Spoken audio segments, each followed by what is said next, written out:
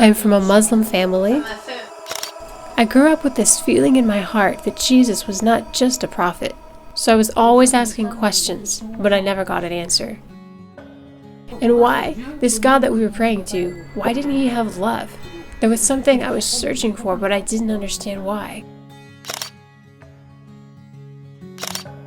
I was a girl in the world.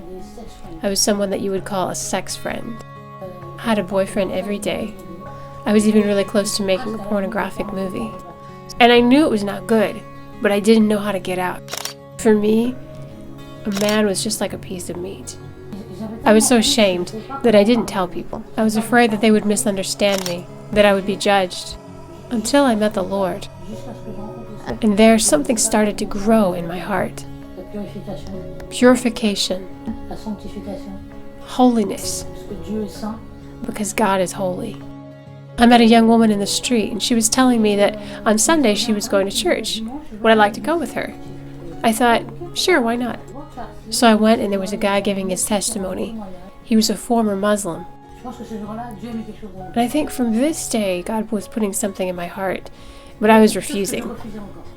There was a fight between my flesh and the Spirit of God. So many things happened, and I found myself living in the street. I lost my flat. I lost my business. I had so much pride in me that I couldn't ask anyone for help. But it was there that God, in his goodness, touched my heart. I kept going to church, and suddenly, during a time of worship, I fell on the floor and was crying and crying and crying. And I bowed down in front of God and asked forgiveness. But I also understood that I needed to humble myself, that I needed to seek for his presence, that prayer and reading the word was not enough, but I needed to fast and seek his presence, to purify myself, to change my mentality and my view of things. And in the church where I was, there was a team of women. And there were 3 days of fasting. So we prayed, we worshiped, we read the word, and we listened to God. And God started to purify. At one point, God just took me, and I fell on the floor. And when I stood up, I was at peace. There was such a lightness, like I was flying. And it was just beautiful.